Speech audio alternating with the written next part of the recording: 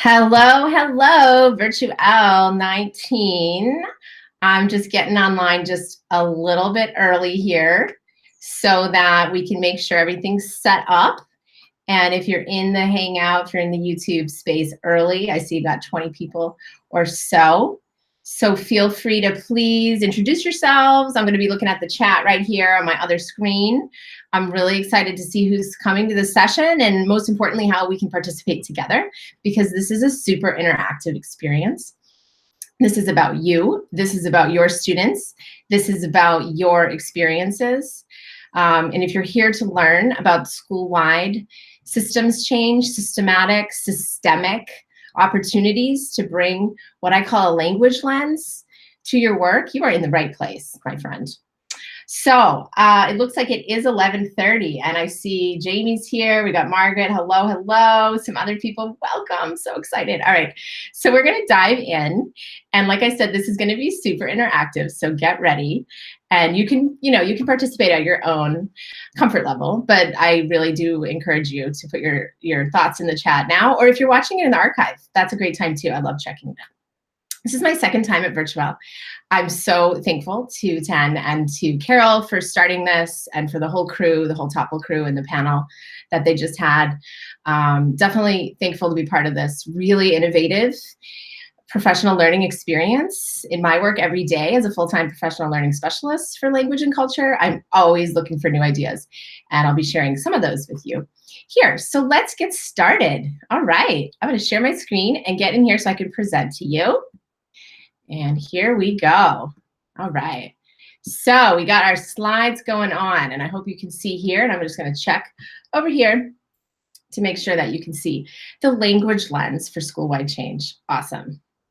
We are up. So here we go. If you want to follow me on Twitter, if we're not connected already, please do. It's Sarah Ottow. Like I always told my students, it's Otto like automobile, but of course it's spelled differently. Like many of our students' names can be mispronounced, and we don't want to do that. We want to honor people's identities. So that's how you say mine. And if you want to follow Confianza, there we are at EAL Confianza. So let's get going here. I wanted to start by telling you a little bit about myself and my work, because identity is essential to our mission for all of us as educators. Here I am in a little moment on a little isla called Palmita in the Caribbean, when I decided after 3 years of teaching and co-teaching and working in the Milwaukee public schools in Wisconsin, shout out, go Pack. When I was working there, I noticed, most of my students were bilingual from Puerto Rico and Mexico, and I had to really realize how much of a monolingual lens I had and how much of a monocultural lens I had, and really what a deficit that was, to be honest. Like, I could really expand my horizons. And as Charlemagne says, of all people, to have another language is to have another soul. So I realized that I really wanted to have that gift, that skill set, and become bilingual. So I long story short, I looked at International Job Fair and decided, among many other Latin American countries, to go to Puerto Rico and to live and to work and to dance there for about 2 years. And I learned so much that completely changed my life. I've never looked back to being a classroom teacher. I've always, from that point on, gone into the ELL lens, the language lens. I became dually certified in ESL, K-12, bilingual educator as well in Spanish. I became a reading specialist and did work in dual communities and lots of other things. If you want to know more about my resume, you can see that online. But all to say, that experience had a huge, huge experience on me as a voluntary language learner, and our students are not really voluntary language learners, right? So that was a privilege of mine. Another really important part of my identity and why I do what I do is my youngest, I like to say now, my youngest sister. This is Jenna. And Jenna is the youngest of 4, and I'm the oldest, and here we are. Yay, awesome 80s outfits. And Jenna was born with multiple birth defects, a non-congenital craniofacial birth defect. And I watched her from a really very different identity viewpoint. I watched her grow up in a really challenging situation. You know, not only were bullies around constantly, but we spent a lot of time at the hospital, over dozens of surgeries, and all sorts of learning disabilities that I saw my parents advocate for in school. And I learned early on, you know, I'm an ambassador for this child. And really, by proxy, I'm an ambassador for every child that is not getting the access and opportunity that they deserve. And so it's in my blood. You see, I can't really help advocating. And so here's Jenna, a little bit more about her in one of her many surgeries, getting her 5 fingers on each hand. So we ended up celebrating through a 10-finger party. And, you know, that was just a really special moment, helping Jenna's dreams come true. I'd like to report now, as a 30-something, she is very successful, college graduate, independent, and doing wonderful. So again, that's a little bit about me, and we try to model that. And as you may see if you ever check out my book, that's the second chapter, is identity investment. Who are we? How do we unpack our own identity and our own biases to approach and honor the identities of the children and families, and of course the other educators that we work with. So with that really frames a little bit about why I started my organization, Confianza, and it means mutual respect and trust. And of course, I learned that when I started becoming bilingual, but I learned the power of mutual respect and trust through strong relationships that I saw with the success and also the challenges that my sister had. And I also experienced that, as I said, firsthand as a voluntary language learner. And now in my work traveling and teaching across the United States and in international schools, I definitely see the value of relationship every day. And so today I'm going to talk with you about how to really impart that at the school level. And I think it will help reinforce what we heard from the keynotes. And definitely if you saw Sarah Saeed's presentation, who is actually on our team. So if you want to learn more about us, feel free to visit us at ELLstudents.com. I'll be talking to you more about the book later if you want to join the ELL Chat Book Club later this summer. And of course, the mailing list is great because we're always staying in touch and sharing tools and opportunities. We are really excited about our new strategic partnership with Teaching Channel, so stay tuned for that. But for today, we're going to dive into this school-wide approach. There's an article that goes into a lot more depth, and it's in the Learning Forward journal for this month, actually for April. And it's the English Learners publication, and it's all about English learners. There's some really great stuff in that issue. If you don't have it, check it out. The article goes into a lot more detail. And then I'm also going to be featured as a guest this Monday for ELL Chat. And the theme is shared responsibility and building teacher leaders. So please join the chat, either live as an extension of this conversation today, or as an archive. As the panel said, you know, free PD, amazing, share the love, spread the mission of supporting our language learners. So what is it that I mean when I say a language lens? Well, at Confianza, we take that to say, you know, it's not really about ELLs. That's the subgroup. That's the label. Kids are more than labels. Kids are more than numbers and test scores. It's not about the kids. It's about us. And it's about us taking this lens internally and changing the way that we view our students and changing the way that we view school and do school. And so we take ELL to mean something different than English language learner. We take it to mean equity, language, and literacy. And yes, we are ambassadors and change agents and advocates for our students. And we all need to have this equity-based mindset. And we all, across a whole school, really need to embrace the shifts of language and literacy in every content classroom. And I go into this a lot more in my book, but today I'm going to be touching on some themes here. And when I say the language lens, I really mean these five major pieces, which of course are the chapters in the book. And so here it is. If again, no pressure, but if you want to learn more about it, it's that equity-based mindset, and then the language and literacy through the planning, teaching, and assessing cycle.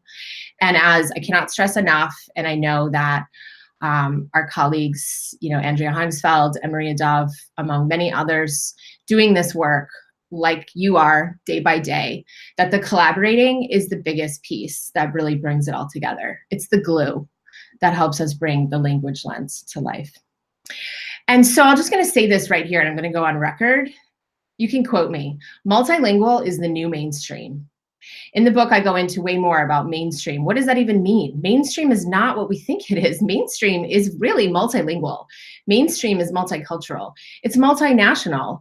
And as we talk about at Confianza, and I know it's all over, you know, the space now in language learning, language education, is we're all language learners. We're all academic language learners or English language learners. And we don't want to be siloed, right? We want to move to systemic and systematic places where we can go between saying my kids over here and your kids over here. No, no, no. These are our kids. All right. Just the language enough. Just the language in and of itself, you know, that really connotes whether we're having that asset-based or deficit-based kind of divisive siloed model. So that's definitely a place to start, as well as really seeing the assets that our students bring. That I am multilingual, I have superpowers.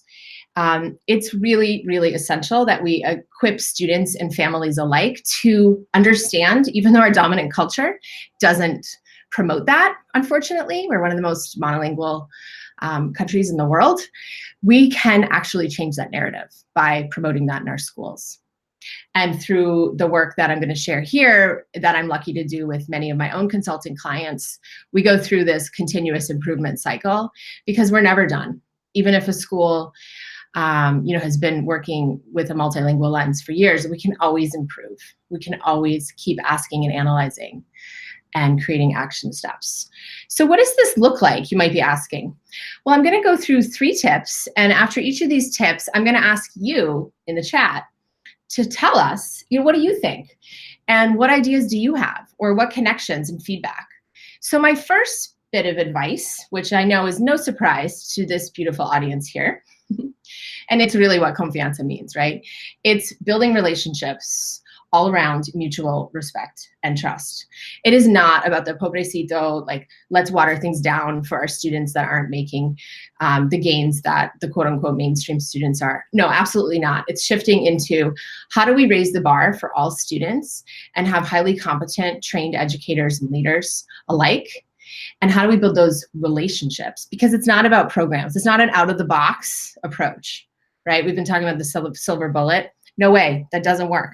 We've got to, as this school in Needham Public Schools fosters, a really strong, loving, learning community, right? Look at the multilingual signs. Look at how they're really focused, right, on the issues and making sure that students and families feel safe. Even the nurse, I love the nurse at this one school where she has multilingual cards so the students can communicate with her. That's really showing that mutual respect and trust. And then finally, Needham is also, I'm really proud to report, having worked with us now in our partnership with Teaching Tolerance, has developed their own anti-hate policy. Now that's amazing. That's systemic, right? Getting leaders to build in not just anti-bullying, but anti-hate, anti-bias, anti-prejudice practices. And so I'm seeing in the chat here, and I'd love to hear you chime in as we go on, you know, that I see Ontario, Canada. Thank you for talking about the multilingual language learners is what we're using more and more. Yeah, it's true. We use MLL in all of our work, which you can note that. And yeah, I agree, Justin. It's definitely not an out-of-the-box approach. So you're going to see in the chat below, if you want to grab some of these resources, this is an article related to this practice from 2 of our contributors that do this equity work with schools, and it's called Responding to Hate and Bias at School. So again, in the chat below, not the chat, excuse me, but the info right under my little face, under the video, you can open up that box and you're going to see this article there. But yeah, I'm curious if other people have other ideas that they want to contribute. Feel free. Oh, thanks for saying my sister looks so cute. She is. She's adorable. The second tip that I have, and again, not a surprise to this group here, is making sure that this space itself is accessible. Making sure that what it looks like, sounds like, and feels like is accessible for all students, whether that's language, disability, class, race, all of that. And here's some examples from one of our partner schools, the American International School of Bucharest. And we've worked hard to take their command terms from the IB framework and systematize them and say, what do they look like across every classroom so all students can relate to them and use them and tools? And what do they sound like when students are using them? So giving students multimodal opportunities to demonstrate their learning to use these essential language functions, and being able to, really share what they think is a way of including all students. So that's an example there, as well as this interdisciplinary approach that the IB schools really have, international baccalaureate schools really have that approach. But it doesn't mean that if you're in a non-IB school that you can't start to think of collaborating and including other content areas from across different subject areas in your school, right? To make those big connections, those big ideas really clear for students. All right. And if you're looking for an example of some ideas for this, look no further than this wonderful piece by our colleague, Sarah Saeed, who is an amazing contributor for us and many other talents that she has. So please feel free to check out that article in the chat as well, if word walls could talk. So important. Oh, thanks, Corey. I see that you just learned about using talk moves. Yeah, absolutely. Having structures like word walls and sentence frames and being flexible with them so that students aren't, over-relying, but they're using them as really genuine scaffolds is really powerful. I love it. I love it. Thanks. Yeah. And Justin saying providing multiple modalities for students. Absolutely. It's such an important piece. Cannot stress that enough. Okay.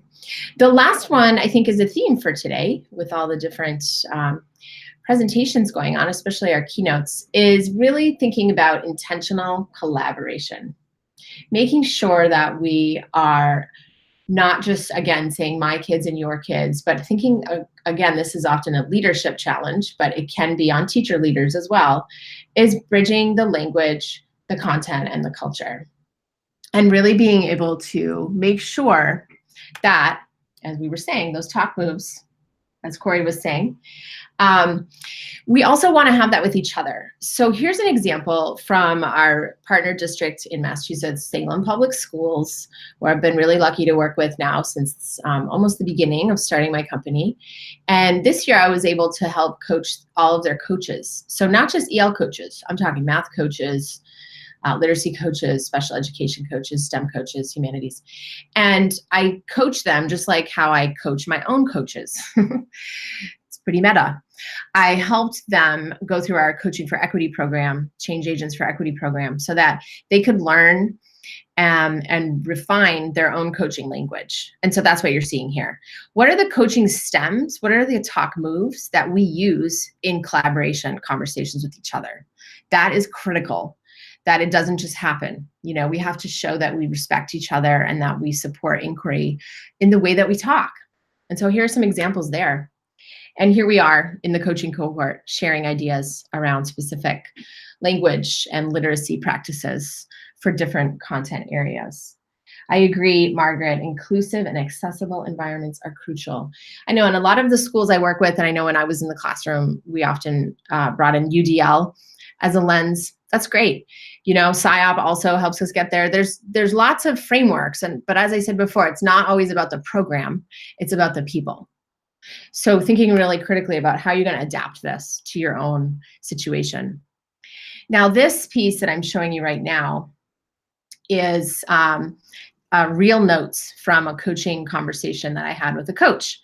And we're basically trying to discern what is within his situational sphere of influence in the middle there, where it says situational and it's highlighted in yellow. That's where we decided, what, we can help teachers with formative assessment. We can help teachers with some common summative assessment. We can teach some data analysis. But all the things outside that, in that larger circle where it says systemic, those are systemic issues. Those are things that we may not be able to influence. This is Stephen Covey's framework, by the way, that we use in our work. Your sphere of concern is on the outside. Those are all the things that we can't really influence right now, like the state test, like the access test, like all these different things that needs to happen. Maybe we have a new principal, maybe we have all these different things coming at us. But we need to define within that There's always a place where there's a situational sphere of influence. I don't care how chaotic it is. Listen, I've been there. I've worked in turnaround schools as a coach and as a teacher, brought in to try to bring scores up and come in as a consultant through redesign processes. I mean, things can be really chaotic and poorly resourced in our schools. I understand that.